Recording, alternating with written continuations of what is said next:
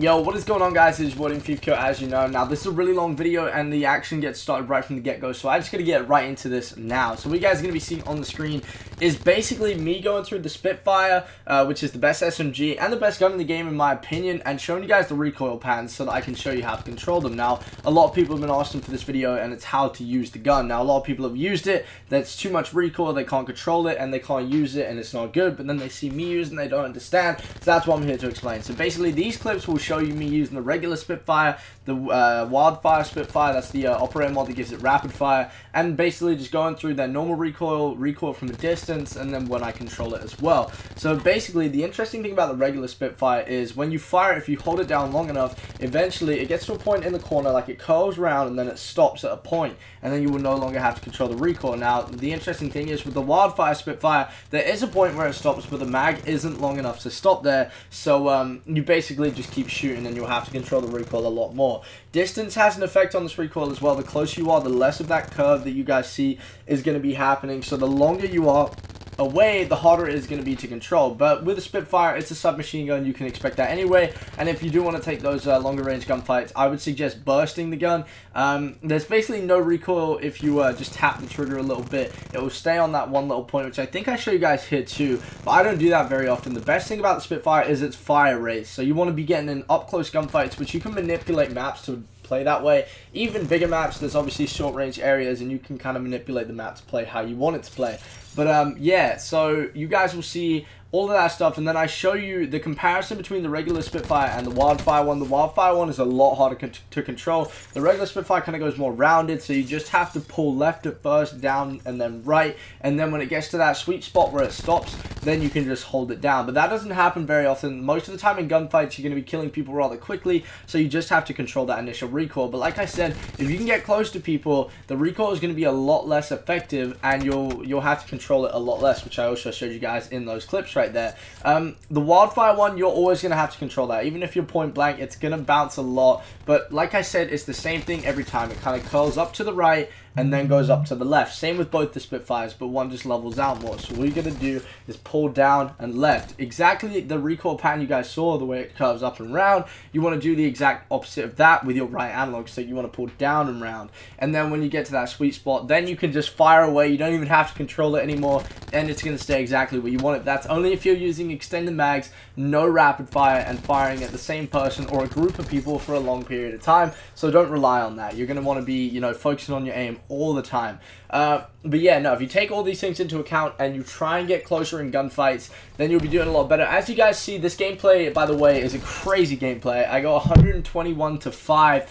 Playing solo in core. I'm on the map firing range, and hopefully, you know, you guys will see examples of me doing that in this video, in this gameplay right here. I'm using the diamond camo, by the way. That's why it's changing color as you go on a streak. I'll be showcasing the dark matte one like this, getting a nuke and showing you guys the highest dark matte camo probably tomorrow. And I also want to start a new series soon, which I'll be telling you guys about that tomorrow as well. But anyway, back to this gameplay, 121 to 5. I ended up getting one nuke. I died 5 off of a double, which was very unfortunate. But you guys will definitely be seeing a lot of what I've been saying basically about the Spitfire in this video, in the gameplay. You guys will see me, you know, pulling down, and basically you'll just see me centering. Like when you saw me fire the gun without controlling the recoil at all, it was bouncing all over the place. But when you'll see in these gunfights, I'm centering on people, and you saw in the clips at the beginning just the amount of difference it can make recentering that aim and like countering the recoil pattern, because one, it will go up and round, and then when I controlled it, it was pretty much all the bullets were focused on the same spot. Obviously it wasn't exactly perfect like a ballpoint shot, but the area of where the bullets were close enough to the point where it would all hit the guy's body, which is basically all we need. We aren't going for hitting the guy's eyeball, we just need to hit the guy. That's what does the damage and gets us the kill. So that's all we have to worry about in these situations. And like I said,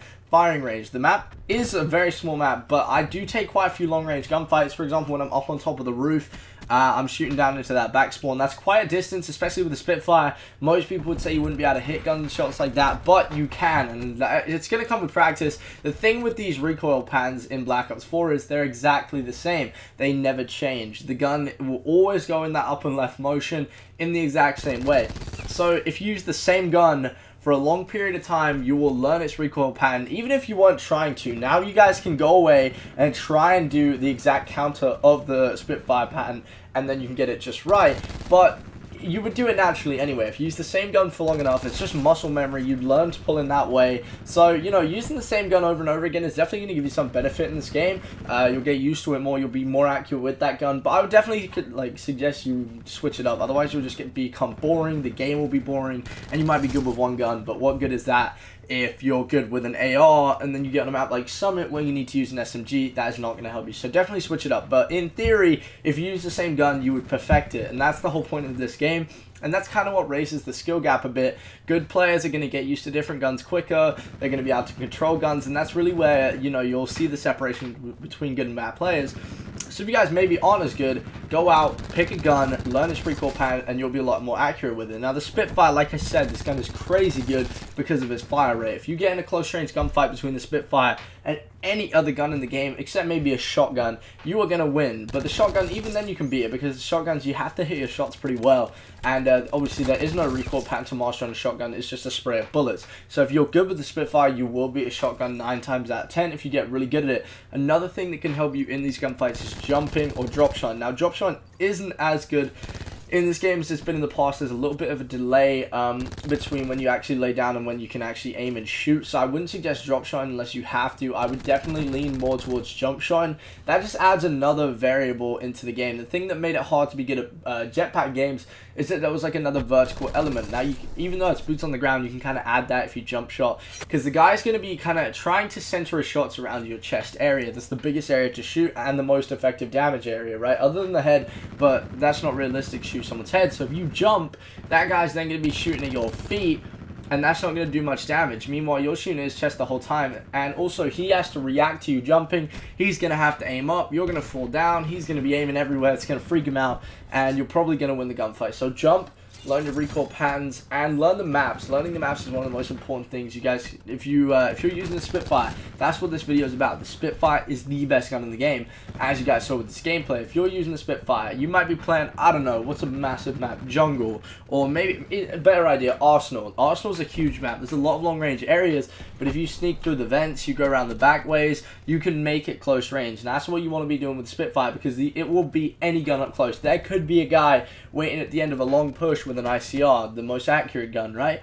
You run around the back and he turns around to see you. He is not going to win that gunfight unless he hits your head or your aim is absolutely terrible. So master the aiming, master the maps, you'll be good to go. And that's what you guys see in this gameplay. Again, like I said, you'll see me shooting loads of different people. And especially if 2 guys or 3 guys run around the corner, the Spitfire is just firing so many bullets that I have time to kill all 3. With a high time to kill, that is essential. This game has more health than any other COD, and that you'd think it makes it harder maybe to kill multiple guys, but with the Spitfire, that's not a problem. If you hit your shots, it fires so many bullets that it doesn't matter. Especially if you use the Wildfire Spitfire, the one, the operator mod, the Wildfire gives it rapid fire. If you're using that, 2 guys run around the corner, you fire like quadruple the amount of bullets they fired before they even know you're there. So you can definitely get some good 4 pieces. Only problem with that is you are going to be running out of bullets in a mag really quick, so you've got to really be careful about how accurate you are. But again, if you're using extended mags and fast mags, which I stress that you do, you know, you'll have a lot more bullets than normal, and you'll be able to reload them almost instantly with the Spitfire, so you can basically just keep pumping and pumping out ammo, which is good. I was in love with the Wildfire Spitfire for a while, but I've actually leaned more towards not having it right now, focusing on accuracy a little bit more. And also, if you don't use the Crash Specialist or Scavenger, I don't use Scavenger, I do use Crash, but when I don't get Crash, I run out of bullets all the time, so, you know, Wildfire is definitely not going to help me with having bullets. But, yeah, no, so guys, go away, try out the Spitfire, absolute beast of a gun, and I guarantee you guys will enjoy it. I need to check, how long have we got left in this video? Okay, so we're almost done here. We've been talking for a while. I hope this video has been helpful for you guys. I hope you enjoyed the gameplay as well. I like videos like this, kind of tips and tricks. I'm going to be doing a lot more of these tips and tricks type videos, but backed up by gameplay, because I think it's one thing for me to just sit here and tell you guys, do this, do that, you'll be better at the game. But if I can show you in the background or after I've done the tips and tricks like I have in this video that it actually works, I think that's a lot more helpful for you guys, and you can kind of see it in practice. It's like with the I don't know if you guys will remember Black Ops 3, but if you do, Black Ops 3 had something called a G-Slide, and it was basically a load of different movements you could do on your controller to give you some boost off to make you run really fast. They ended up getting rid of it because it was overpowered, but when someone tried to explain it to me in my headphone, they were like, oh, press that and then quickly press that, then jump. I couldn't do it, and then I saw someone do it in real life, and then I saw someone do it in the game, and then it all made sense to me. So it's kind of like that. You guys, you know, you've seen me shoot the gun at a wall, you know the theory of it, you know how the gun moves, you know what you're supposed to do to counter it, and now you're seeing it in a game, because obviously it isn't always the same as when you're not shooting at someone. When you're shooting at someone, obviously you can center your shot on a wall, but the guy is going to be moving around. Remember that, guys. Like, you can't just shoot at that one spot on the wall and expect everything to be fine. In a game, the guy's going to be moving around, so you have to follow him, and remember in your head that you have to center your shot onto that guy. So even if he's moving, you still got to be countering your recoil. Now, sometimes it can help you, because maybe he'll go up and right, and then your gun goes that way anyway, so it's not a big deal. But sometimes, you know, it can go the other way, and you just gotta maintain that in your mind. You gotta think about it. But as long as you guys are following my tips, your gun will have perfect accuracy anyway, because you'll be adjusting it the whole time, and then it won't be a problem. And especially with the Spitfire, without wildfire, once you get to that sweet spot that I was saying, where the bullets all center in the same spot anyway, you know what, you might as well just miss all the first bullets, and then just try and hit them with the accurate ones if you're really struggling. But yeah, like I said, guys, go out, try this, let me know how it goes for you. I think the Spitfire is the best gun in the game, way better than the ICR, which everyone's kind of loving right now, way better than every other gun. Honestly, I feel like if you master the tips I'm dropping in this video, you guys will definitely make your gameplays better. I'm obsessed with this gun. I've had so many 100+s, so many nukes with it.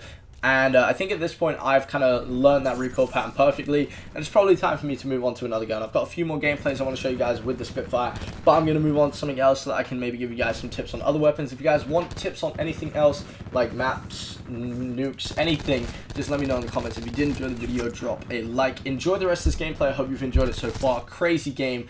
Everyone in the stream is going crazy. This video has been requested for so long, and I've been putting it off, but I finally got time today. So enjoy it. I'm going to let the gameplay fade out, and I'll see you guys next time.